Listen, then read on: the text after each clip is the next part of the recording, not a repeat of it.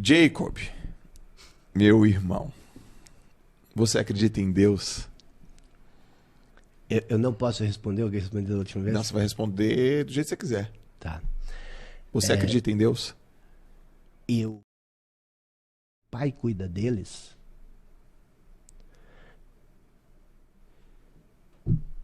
Será que ele não cuidaria muito mais de vocês? E aquilo então fica assim, aquele vazio Deus é tudo, Deus é isso, Deus é aquilo. Temos que confiar mais em Deus. Mas o que nós não entendemos nessa passagem, que é a lição central, olhar para os lírios e para os pássaros, como eles vivem. E como eles vivem? Não agora. Então, se você viver no agora, nesse momento, Deus vai cuidar de você. Mas Deus não é aquele velhinho sentado na nuvem, esperando para te pegar. Deus é a vida. Jesus disse, eu vim para que vocês tenham vida e vida em abundância. Deixa a vida viver por você. A nossa essência é a vida. É a vida. A vida que palpita em nós. A vida que nos tem. A vida que quer se manifestar por nós. E aí você come a fruta do conhecimento e você começa a julgar tudo. Isso tem que dar certo, isso aí não deveria ser assim. Você tem aquele... porque no universo não existe caos. Sabia disso? Não há caos no universo. Cosmos significa ordem. O único lugar que existe caos é no nosso pensamento. Por quê? Porque você cria a sua própria ordem das coisas e o universo tem a ordem dele. E quando a ordem do universo conflita com a tua ordem, você entra no estado de caos. E caos é a negação do fluxo natural da vida. O que é o fluxo natural da vida? Onde que existe vida? A vida, ela sempre se manifesta agora. Você nunca vai viver fora disso que existe agora. Então, quando é que você se perde na vida? Quando você não aceita o que acontece agora. Animal! Animal! Olha o que a gente vai fazer agora. Tá pronto? A gente vai fazer um corte agora, né? Eu vou fazer a mesma pergunta que eu te fiz há 2 anos atrás, você vai ter outro jeito de responder. A gente vai... Não existe há 2 anos atrás. 2 anos atrás é pleonasmo. Há 2 anos. Se foi 2 anos, é atrás. Então, eu vou te fazer a pergunta que eu te fiz há 2 anos. E aí, na hora do corte, você coloca 2 anos, o que ele respondeu lá e agora, tá bom?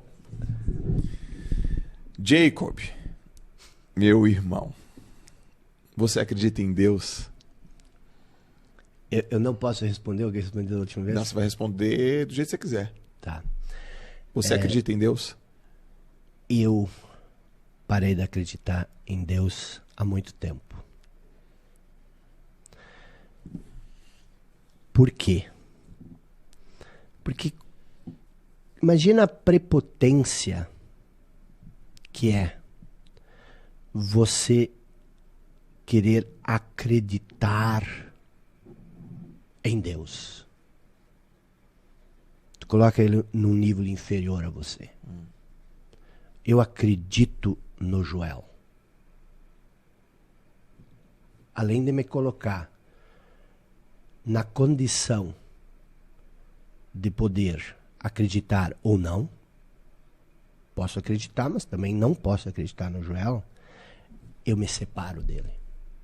Eu estou aqui, o Joel está ali e eu acredito no Joel. E essa separação não condiz com o que eu aprendi no Evangelho. Quando eu acreditava muito em Deus, eu esperava muito dele, eu cobrava ele muito, eu barganhava com ele. Das coisas não saíam do jeito que eu queria, eu me revoltava com ele. Eu dizia, eu faço tudo, eu sou um bom cristão, eu oro muito, eu rezo muito, eu vou na missa, eu pago meu dízimo e você não me retribui na mesma moeda. Eu tinha essa relação. E aí um dia eu comecei a pensar, mas espera aí, como é que Jesus via a Deus? E eu comecei a ler todos os evangelhos, eu queria ver a relação dele. E a coisa que eu mais via era ele falar de dois reinos. O reino deste mundo e o reino dos céus. Tudo ele divide entre esses dois reinos, o reino deste mundo e o reino dos céus. E numa passagem no Poço do Jacó, uma samaritana perguntou para Jesus, mas quem é Deus? E ele disse, Deus é Espírito. Ele não disse Espírito, ele não disse o Espírito, ele disse é Espírito. Porque se fosse um Espírito, poderia ter outro. O Espírito, não, é Espírito. Então, o que é Espírito? Espírito, às vezes a gente pensa que é o fantasminha, aquele, o Gasparzinho. Não, Espírito é uma coisa que não tem forma, é um Espírito. Então, essa primeira colocação sobre Deus é Espírito. Como é que tu vai acreditar ou não em um Espírito? Onde está Deus? No reino dos céus. E onde está o reino dos céus? Segundo Jesus, ele está dentro de nós. Jesus é bem claro, diz, não espere ele ali ou lá, ouvindo ao som de trombetas. O reino dos céus existe em nós, está em nós. Então, o que eu penso? Eu penso o seguinte, cara, se Deus é Espírito e esse Espírito está em nós, como é que eu vou acreditar nesse Espírito? Eu sou, de certa forma, parte desse Espírito. Então, ao invés de eu acreditar em Deus, eu pensei, eu preciso ter experiência direta, eliminar o conhecimento, eliminar a arrogância, a prepotência de me colocar do lado dele ou acima dele e dizer, cara, eu acredito. Eu pensei o seguinte, cara, eu aceito. Aceitar. E aceitar a Deus significa você renunciar, pelo menos em muito, a si. E isso é uma ação que nós não queremos fazer. Essa talvez seja a ação mais difícil do mundo. Você ter a humildade de aceitar. Porque se você aceita a Deus, Deus não vive no tempo. Porque o tempo, ele é finito.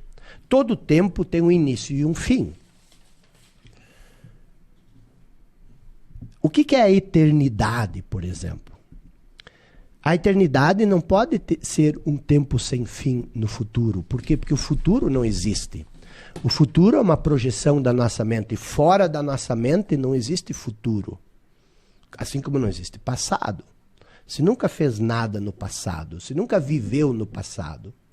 Você nunca vai viver no futuro. Você nunca vai sair desse ponto que é o eterno agora. E é nesse eterno agora que é a eternidade. Nesse eterno agora que você vive. E esse eterno agora, essa eternidade, a vida, é a porta estreita que te conduz a Deus. Então, quando você se afasta de Deus, quando você se perde nas portas largas do passado e do futuro. Do teu condicionamento passado, o teu condicionamento, você cria uma identidade, uma ideia sobre si, do teu conhecimento passado, e você se identifica com essa ideia, E agora você se separa de quem você é, em essência. Isso é comer a fruta do conhecimento. Agora você sabe quem você é. E aí você não sabe mais quem é aquele que sabe que você é. Aquilo que está para além. E o fato de você não viver mais da essência, que é você permitir que a vida viva através de você, que esse embrião divino, essa força vital, aflore através de você, isso cria um sentimento de incompletude. Porque você não é mais quem você é. Você se identificou com o falso eu, com uma noção que você criou de si mesmo. E esse sentimento de incompletude, esse sentimento de não ser ninguém, esse sentimento de não ser bom o suficiente, porque você não é quem você é um falso eu, um pseudo, uma ideia sobre você, cria essa sensação de que esse momento, nesse momento você não tem o necessário para ser pleno, para ser abundante. Te falta algo. Uhum. Claro que falta. Falta a sua essência, falta a vida. Falta isso. E agora você projeta a sua salvação no futuro.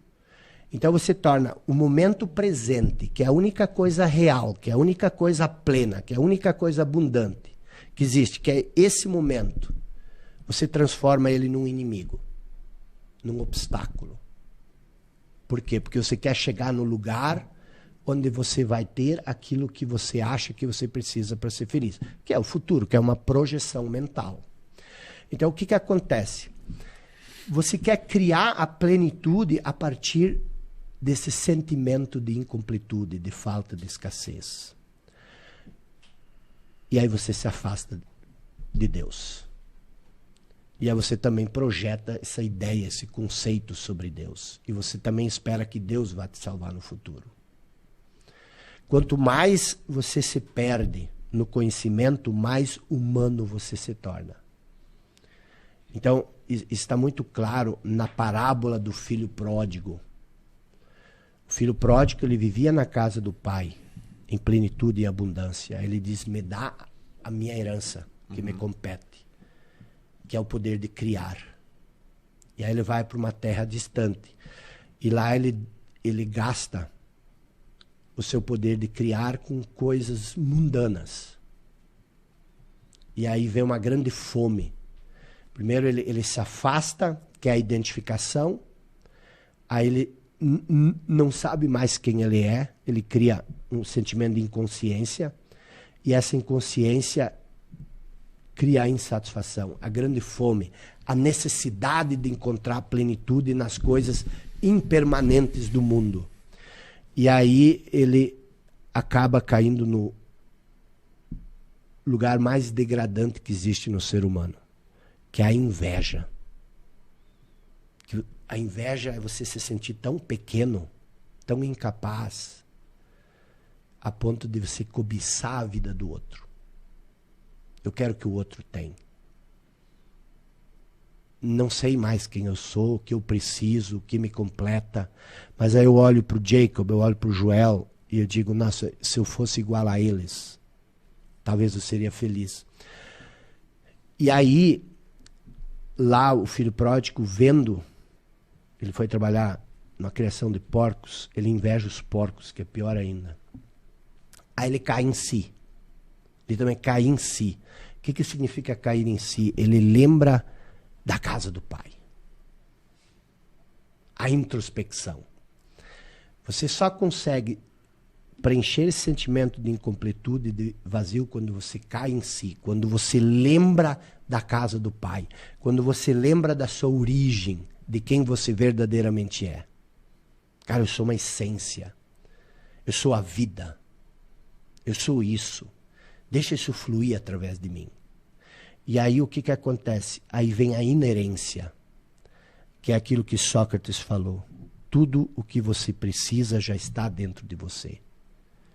A plenitude, a abundância, a completude, tudo isso já existe. Mas a menos que você perceba que isso já existe em você, tu não vai dar isso para o mundo. Porque tu não sabe que tu tem. Por isso, a inerência é você entender que aquilo que você busca fora, você já tem. Você já é pleno. E isso tu não consegue com o acreditar. Isso tu só consegue com a experiência direta. Tu tem que eliminar aquilo que te separa de Deus, que é o conceito de Deus. Deus é vida. Deus é amor. Deus é poder. Deus é coragem. Por isso que as pessoas ficam irritadas comigo quando eu também digo assim: os teus sofrimentos psicológicos todos nascem do fato de você estar separado da sua fonte, da sua origem. Mas não é que... E aí eles dizem assim, mas pessoas que são homens de Deus e que sofrem. Todos nós sofremos. Jesus diz, no mundo vocês vão ter tribulação, perdas e ganhos e tudo mais. Mas a maneira como nós assimilamos esse sofrimento muda muito de uma pessoa para outra. Tu vai ter sofrimento, tu tens sofrimento. Eu tenho sofrimento. Mas eu nunca te vi deprimido. Nunca te vi para baixo.